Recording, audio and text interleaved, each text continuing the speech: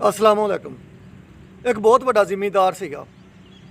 ਉਹ ਨਾ ਕੁਮਾਰਾਂ ਦੀ ਜ਼ਨਾਨੀ ਨਾਲ ਖਰਾਬ ਸੀ। ਕੁਮਾਰਾਂ ਨੇ ਬੜਾ ਸਮਝਾਇਆ, ਉਹ ਨਾ ਟਲਿਆ। ਉਹਨਾਂ ਨੇ ਆ ਕੇ ਮਿੰਨਤ ਤਰਲਾ ਕੀਤਾ। ਉਹਨਾਂ ਨੇ ਕਿਹਾ ਜੀ ਤੁਸੀਂ ਨਵਾਬ ਬੰਦੇ ਹੋ, ਤੁਸੀਂ ਵਡੇਰੇ ਹੋ, ਤੁਸੀਂ ਸਾਡੇ ਮਾਈ ਬਾਪ ਹੋ, ਤਾਂ ਚੰਗੀ ਗੱਲ ਨਹੀਂ ਹੈਗੀ। ਅਸੀਂ ਤਾਂ ਕੁਝ ਵੀ ਨਹੀਂ ਹੈ, ਕੁਮਾਰ ਕਹਿਣ ਲੱਗੇ। ਅਸੀਂ ਤਾਂ ਜਿਹੜੇ ਆ ਤੁਹਾਡੇ ਵਾਸਤੇ ਬੈਠੇ ਹੋਏ ਹਾਂ, ਸਾਡੀ ਤਾਂ ਕੋਈ ਹੈਸੀਅਤ ਹੀ ਨਹੀਂ, ਅਸੀਂ ਤਾਂ ਬਹੁਤ ਮਾਮੂਲੀ ਲੋਕ ਹਾਂ, ਤੇ ਤੁਸੀਂ ਮਿਹਰਬਾਨੀ ਕਰੋ, ਸ਼ਫਕਤ ਕਰੋ। ਲੇਕਿਨ ਜ਼ਿਮੀਦਾਰ ਦੀ ਅਕਲ ਵਿੱਚ ਗੱਲ ਨਹੀਂ ਆਈ, ਉਹ ਨਾ ਟਲਿਆ। ਉਹਦਾ ਨਤੀਜਾ ਫਿਰ ਪਤਾ ਕੀ ਨਿਕਲਿਆ? ਕੁਮਾਰਾਂ ਨੂੰ ਬਹੁਤ ਜ਼ਿਆਦਾ ਗੁੱਸਾ ਆਇਆ, ਜੋਸ਼ ਆਇਆ, ਗੈਰਤ ਆਈ। ਉਹਨਾਂ ਨੇ ਜ਼ਿਮੀਦਾਰ ਨੂੰ ਵੱਢ ਕੇ ਨਾ ਖੂਹ 'ਚ ਸਿੱਟਤਾ। 100 ਮੁਰੱਬੇ ਦੇ ਮਾਲਕ ਨੂੰ ਵੱਢ ਕੇ ਖੂਹ 'ਚ ਸਿੱਟਤਾ।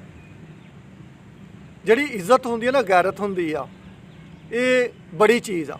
ਤੇ ਇੱਜ਼ਤ ਸਭ ਦੀ ਬਰਾਬਰ ਹੁੰਦੀ ਹੈ, ਚਾਹੇ ਕੋਈ ਅਮੀਰ ਹੋਵੇ, ਚਾਹੇ ਕੋਈ ਗਰੀਬ ਹੋਵੇ, ਚਾਹੇ ਕੋਈ ਫਕੀਰ ਹੋਵੇ, ਚਾਹੇ ਕੋਈ ਜ਼ਿਮੀਦਾਰ ਹੋਵੇ, ਚਾਹੇ ਕੋਈ ਉਹਦਾ ਵਸਦਾ ਬੈਠਾ ਹੋਵੇ, ਮਜ਼ੇਰਾ ਹੋਵੇ, ਕੋਈ ਹੋਵੇ, ਹਰ ਬੰਦੇ ਨੂੰ ਆਪਣੀ ਇੱਜ਼ਤ ਪਿਆਰੀ ਆ।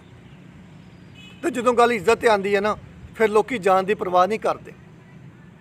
ਲੋਕ ਜਾਨ ਦੇ ਦੁਸ਼ਮਣ ਨੂੰ ਤਾਂ ਮਾफ़ ਕਰ ਦਿੰਦੇ ਆ, ਪਰ ਇੱਜ਼ਤ ਦੇ ਦੁਸ਼ਮਣ ਨੂੰ ਮਾफ़ ਨਹੀਂ ਕਰਦੇ।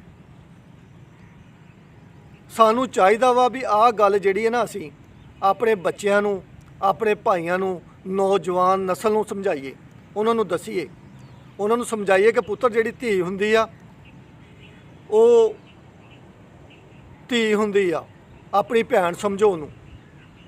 ਜਿਹੜੀ ਭੈਣ ਆ ਕਿਸੇ ਦੀ, ਉਹ ਵੀ ਭੈਣ ਸਮਝੋ। ਜਿਹੜੀ ਕਿਸੇ ਦੀ ਬੇਟੀ ਆ, ਉਹਨੂੰ ਬੇਟੀ ਸਮਝੋ। ਦੂਏ ਦੀ ਇੱਜ਼ਤ ਨੂੰ ਆਪਣੀ ਇੱਜ਼ਤ ਸਮਝੋ। ਜਿੱਦਾਂ ਅਸੀਂ ਨਹੀਂ ਨਾ ਚਾਹੁੰਦੇ ਵੀ ਕੋਈ ਸਾਡੀ ਭੈਣ ਨਾਲ ਦੇਖੇ, ਇੱਦਾਂ ਲੋਕੀ ਵੀ ਨਹੀਂ ਚਾਹੁੰਦੇ ਵੀ ਕੋਈ ਸਾਡੀ ਭੈਣ ਨਾਲ ਵੇਖੇ। ਤੁਸੀਂ ਖੁਦ ਸੋਚੋ ਵੀ ਅਗਰ ਕੋਈ ਮੇਰੀ ਭੈਣ ਨਾਲ ਦੇਖੂਗਾ ਤਾਂ ਮੇਰਾ ਦਿਲ ਕਰਦਾ ਵੀ ਮੈਂ ਇਹਦਾ ਸਿਰ ਪਾੜ ਦੇਵਾਂ, ਇਹਨੂੰ ਕਤਲ ਕਰ ਦੇਵਾਂ, ਇਹਦਾ ਖੂਨ ਪੀ ਜਾਵਾਂ। ਅਤੇ ਜਦੋਂ ਅਸੀਂ ਕਿਸੇ ਦੀ ਭੈਣ ਨਾਲ ਦੇਖਦੇ ਹਾਂ ਤਾਂ ਉਹ ਵੀ ਤਾਂ ਇੱਦਾਂ ਹੀ ਸੋਚਦਾ ਹੋਏਗਾ ਵੀ ਮੈਂ ਇਹਨੂੰ ਛੱਡਾਂ ਨਾ, ਇਹਨੂੰ ਮਾਰ ਦੇਵਾਂ। ਇਹ ਮੇਰੀ ਇੱਜ਼ਤ ਵੱਲ ਦੇਖ ਰਿਹਾ, ਮੇਰੀ ਭੈਣ ਨਾਲ ਦੇਖ ਰਿਹਾ, ਮੇਰੀ ਧੀ ਵੱਲ ਦੇਖ ਰਿਹਾ। ਲਿਹਾਜ਼ਾ ਨੌਜਵਾਨਾਂ ਨੂੰ ਸਮਝਾਓ ਕਿ ਪੁੱਤਰ ਦੂਏ ਦੀ ਇੱਜ਼ਤ ਨੂੰ ਆਪਣੀ ਇੱਜ਼ਤ ਸਮਝੋ, ਹਰ ਇੱਕ ਦੀ ਇੱਜ਼ਤ ਦਾ ਖਿਆਲ ਰੱਖੋ।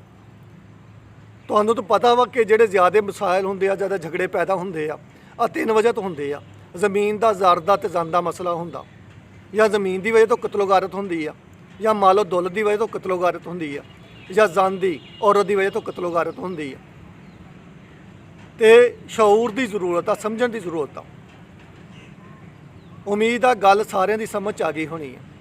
ਅਗਰ ਗੱਲ ਮੇਰੀ ਤੁਹਾਨੂੰ ਚੰਗੀ ਲੱਗੀ ਆ ਤਾਂ ਇਹਨੂੰ ਅੱਗੇ ਸ਼ੇਅਰ ਕਰੋ, ਮੇਰੇ ਚੈਨਲ ਨੂੰ ਸਬਸਕ੍ਰਾਈਬ ਕਰੋ ਤੇ ਮੈਨੂੰ ਫਾਲੋ ਕਰੋ।